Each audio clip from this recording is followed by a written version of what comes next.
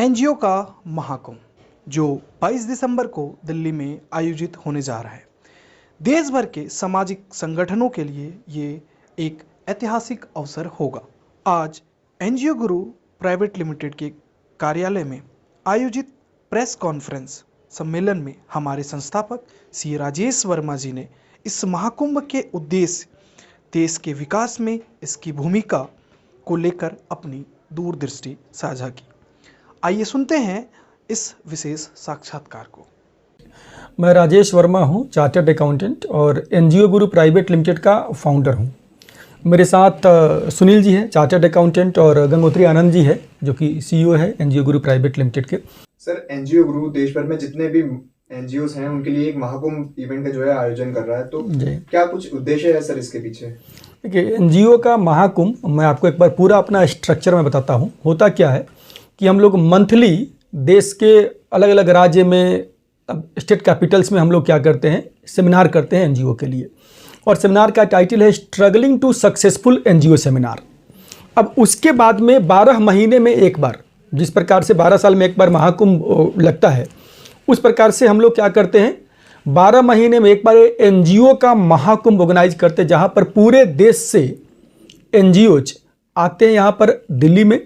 और main theme क्या है कि जो हमने अपने सेमिनार्स के माध्यम से, अपने एक्शन प्लान के माध्यम से एनजीओ के साथ में काम करके जिन एनजीओ को सफल कर दिया है, सक्सेसफुल बना दिया है, उन सफल एनजीओ के सानिध्य में एक एनजीओ के लिए, एक स्टार्टअप के लिए, एक सोशल एंटरप्राइज के लिए सफलता के सूत्र क्या है, कैसे वो अपने एनजीओ को स्ट्रगलिंग से सक्सेसफुल एनजीओ में ट्रांसफॉर्म करे, इसके ऊपर पूरा हम लोग डिस्कशन करते हैं। पूरा यहाँ पर हम लोगों को गाइड करते, दिशा निर्देश करते हैं।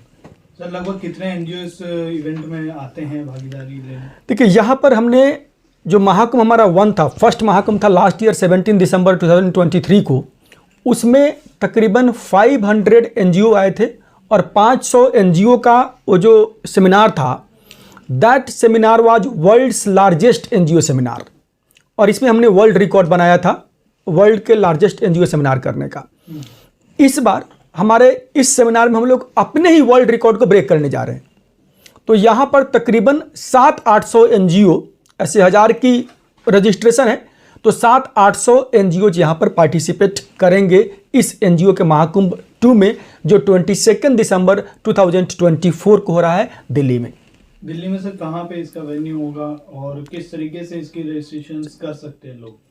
देखिए, ईस्ट दिल्ली में आनंद विहार के पास में लेमन ट्री होटल है। इनफैक्ट वो दिल्ली बॉर्डर के उस पार कौशाम्बी में पड़ता है, बट वो दिल्ली से बिल्कुल सटा हुआ है। ये जो सर महाकुंभ आप कराते हैं, इसका पर्पस क्या है, क्या आप वहाँ पे लोगों को बताते हैं? देखिए, बेसिकली है क्या ना, पूरे देश से जो एनजीओज हैं, जो स्टार्टअप वाले हैं, सोशल एंटरप्राइज वाले, उनको सही गाइडेंस नहीं मिल पाती है।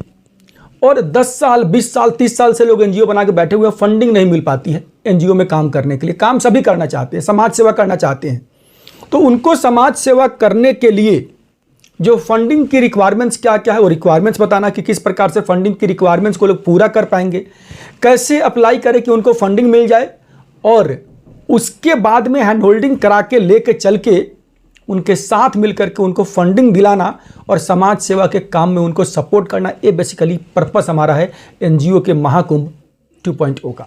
अभी काफ़ी यूथ भी एनजीओज बना रहे हैं और अपनी सेवाएं दे रहे हैं।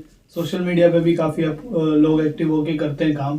तो यूथ को आप क्या मैसेज देना चाहेंगे? यूथ से कैसे आप कनेक्ट करते हैं? इंडिया की बात करेंगे ना, आज के टाइम पे इंडिया वर्ल्ड का यंगेस्ट कंट्री है, लार्जेस्ट पॉपुलेशन, यंगेस्ट कंट्री, और इंडिया को 5 ट्रिलियन इकोनॉमी की तरफ लेके जाने का प्रधानमंत्री जी का लक्ष्य है। तो इस लक्ष्य को पूरा करने के लिए स्वयंसेवी जो संस्थाएं हैं, जो एनजीओज है, समाज सेवा के कार्य में, समाज को आगे बढ़ाने में एनजीओज ने पहले भी अपना रोल अदा किया है। और अभी भी मैं मानता हूं कि अगर हम यूथ्स अगर इस फील्ड में आए, जो कि आ रहे हैं ऑलरेडी, जितने स्टार्टअप्स हैं, जितने सोशल एंटरप्राइजेज हैं, एनजीओज हैं, यूथ्स की भागीदारी बढ़ रही है। तो यूथ्स यहाँ पर भागीदारी लेंगे, बढ़ेंगे, और उनको अगर सही गाइडेंस मिला, जो मैं कर रहा हूँ, सही गाइडेंस मिलेगा, तो डेफिनेटली देश को जो पर्पस है 5 ट्रिलियन इकोनॉमी पर लेके जाने का, उस उद्देश्य को पूरा कर पाएंगे। और यंगेस्ट इंडिया जो है, जो लार्जेस्ट पॉपुलेशन का इंडिया है, पॉपुलेशन सही रास्ते में चैनलाइज हो पाएगा। बेसिकली उसके लिए एनजीओज का रोल कहाँ पर आता है? स्किल डेवलपमेंट करने के लिए, लोगों को एंटरप्रेन्योरशिप डेवलपमेंट करा करके लोगों को सही काम में इन्वॉल्व कराने के लिए, और लोगों को जो युवा है जो बेरोजगारी के मार झेल रहे हैं उनको रोजगार का अवसर मिलेगा स्किल डेवलपमेंट के माध्यम से, एंटरप्रेन्योरशिप डेवलपमेंट के माध्यम से वो काम पर लग पाएंगे और तभी जाकर के देश जो है विश्वगुरु बन पाएगा। सर क्या ये महाकुंभ इवेंट एक नियमित मंच बनेगा? ऑलरेडी है, बनने की जरूरत नहीं है, क्योंकि हम लोग ऑलरेडी पहले से हर महीने सेमिनार करते आ रहे हैं, महाकुंभ होते आ रहा है, पहले हुआ है और ये महाकुंभ हो रहा है और आगे भी यही सीरीज हमारा कंटिन्यू रहेगा, ये नियमित ही रहेगा। सर एक सवाल था, अगर कोई एनजीओ आपसे जुड़ना चाहती है और आपके सेमिनार पे पार्टिसिपेट करना चाहती है, उसके लिए उन्हें कहाँ संपर्क करना पड़ेगा? देखिए उसके लिए एक नंबर है 9910401351, जो आप लोग स्क्रीन पे भी चला देंगे। तो उस नंबर पर कॉल करके या व्हाट्सएप मैसेज सेंड करके वो अपना इंटरेस्ट जाहिर कर सकते हैं। उसके बाद हमारी टीम उनसे कनेक्ट कर लेगी, पूरी तरीके से गाइड कर देगी। ये जो मैं पुनः यहाँ पर बता रहा हूँ, ये जो महाकुंभ है जो एनजीओ के लिए सेमिनार है, बेसिकली पर्पस है एनजीओ को फंडिंग के लायक बनाना, एनजीओ को फंडिंग अवेलेबल करवाना। उसके लिए जरूरी क्या है? पहले वो फंडिंग के लायक बने, क्योंकि फर्स्ट डिजर्व देन डिजायर। तो उनको डिजर्विंग बना देना, उसके बाद उनको फंडिंग के रास्ते पर लेकर के चलना।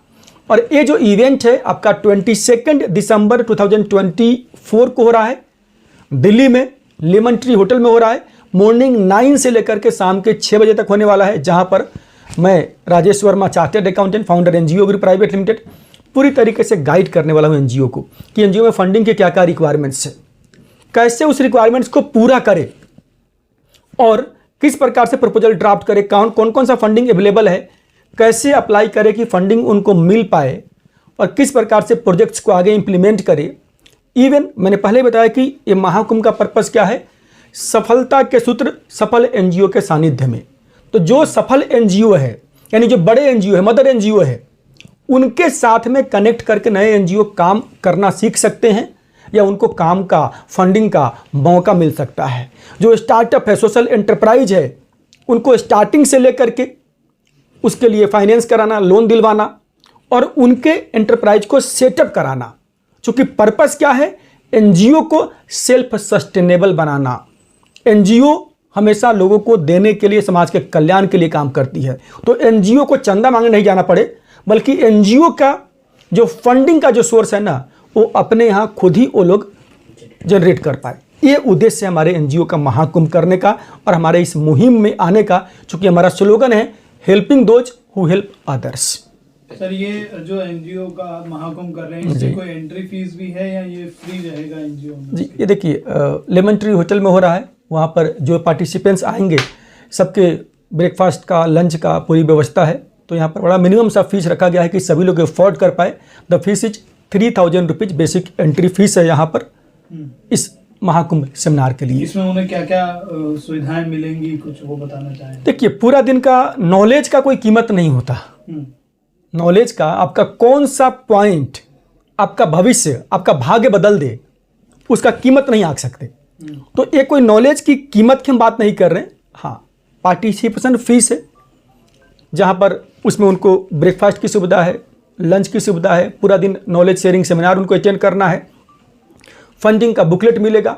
एक हमारा एनजीओ गुरु का फंडिंग क्लब होता है, जहाँ पर मैं डेली एनजीओ के लिए जो फंडिंग स्कीम्स आते हैं, जो प्रोजेक्ट्स आते हैं, जो ग्रांट्स आते हैं, उसके बारे में इंफॉर्मेशन प्रोवाइड करता हूं। तो उस फंडिंग क्लब का 1 ईयर का मेंबरशिप उनको फ्री ऑफ कॉस्ट मिल जाएगा। इसके लिए कोई अलग से पेमेंट करना उनको नहीं पड़ेगा। और सबसे बड़ी बात, कोई 10 साल से 20 साल से 30 साल से एनजीओ चला रहे हैं, स्ट्रगल कर रहे हैं, फंडिंग नहीं ले पा रहे हैं, मेरे एक्शन प्लान पर चल करके लोग सफल हुए हैं और उनको भी सफल होने का अपॉर्चुनिटी, मौका मिलेगा।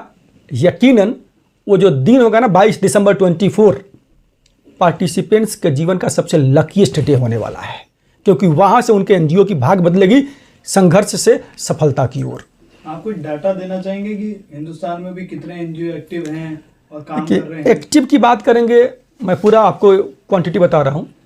इंडिया में तकरीबन 32 लाख एनजीओ रजिस्टर्ड है और 18 लाख के आसपास अनरजिस्टर्ड है। टोटल 50 लाख एनजीओ है, लेकिन 50 लाख में से जो जिंदा है, जो काम कर रहे हैं, जो नीति आयोग के अकॉर्डिंग तकरीबन 2 लाख के आसपास मात्र है, तकरीबन 2 लाख के आसपास जो एक्टिवली काम कर रहे हैं। गिनती के 50 लाख हैं।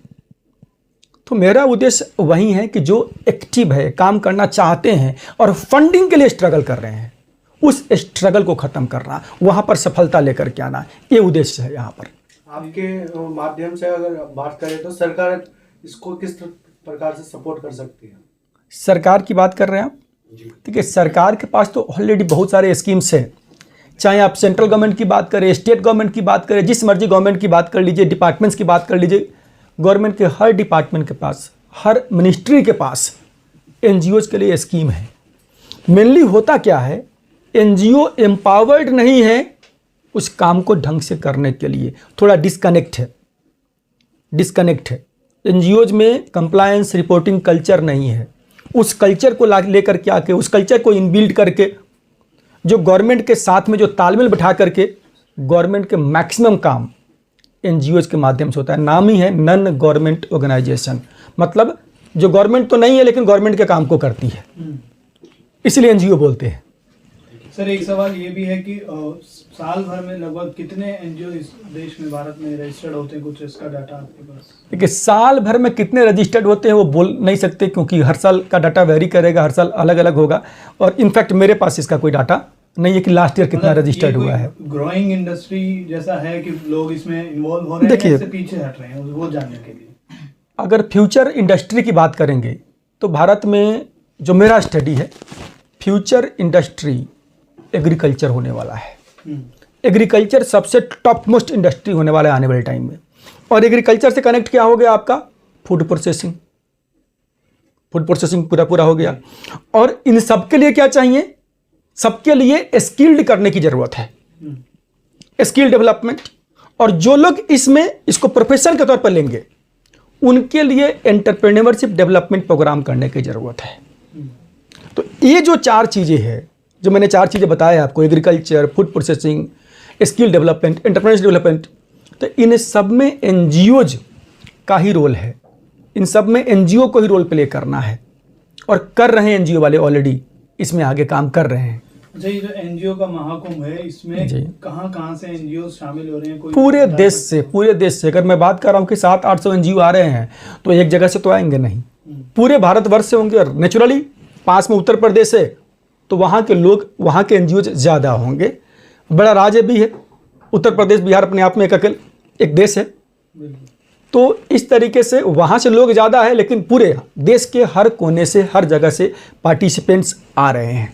अच्छा, हर एनजीओ की कैटेगरी अलग होती है, फील्ड अलग होता है, सेगमेंट्स अलग होते हैं राइट। तो एक ही मंच से सभी को एक सलाह देना सही रहेगा? जी, एनजीओज अलग अलग क्षेत्र में काम कर रहे हैं।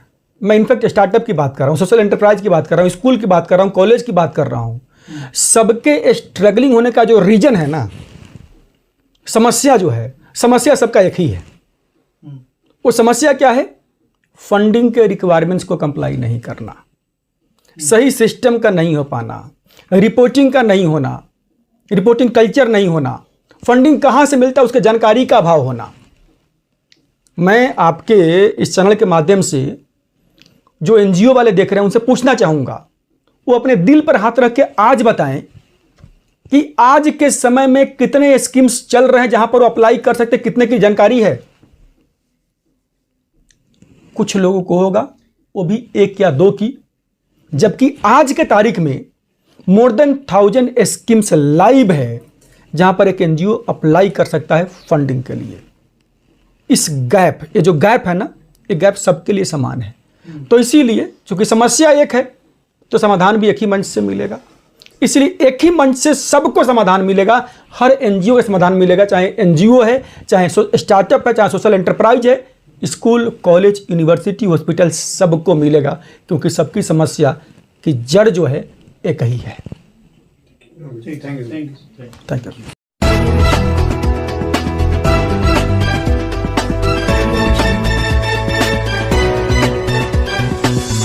Jungle.